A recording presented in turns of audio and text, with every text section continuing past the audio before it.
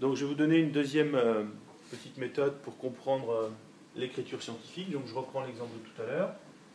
128. Donc 128, ce n'est pas un chiffre compris puisque c'est un nombre entre 1 et 9 inclus. Donc il faut qu'il devienne, ce 128, 1,28.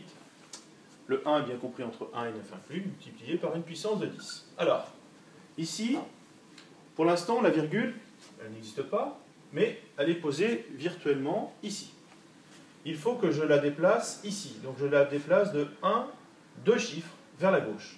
Elle était là, elle vient là. Donc 2 chiffres déjà, 2, ça c'est le chiffre que j'écris en puissance de 10. Maintenant, la question c'est de savoir si c'est un plus 2 ou un moins 2 en exposant. Eh bien, on va faire simple. Quand la virgule, on la déplace vers la gauche, la puissance est positive. Donc, déplacer, je vais l'écrire en dessous, déplacer la virgule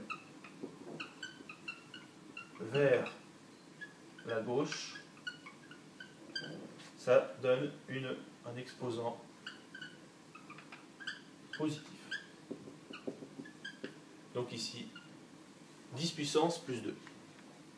Maintenant, si je prends l'exemple suivant, 0,00028, donc 0,00028 n'est pas une écriture scientifique, il faut que j'aille chercher ce chiffre-là qui est le premier à être compris entre 1 et 9 inclus, et il devient 2,8 fois 10 puissance quelque chose. Cette fois-ci, la virgule, elle se déplace de 1, 2, 3, 4, 5 chiffres, donc 5, c'est le chiffre qui est en haut. Maintenant, je ne me déplace plus comme tout à l'heure vers la gauche, je me déplace vers la droite.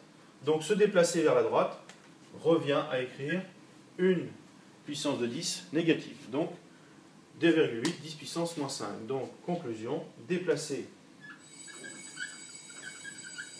la virgule vers la droite correspond à écrire un exposant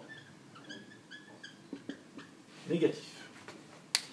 Donc 1, 2, 3, 4, 5 vers la droite 10 puissance moins 5, 2,8 10 puissance moins 5, 128, la virgule est ici, je la déplace de 1, 2 chiffres vers la gauche, à les compter positivement, et 128 devient 1,28 10 puissance 2, alors que 0,000028 devient 2,8 10 puissance moins 5.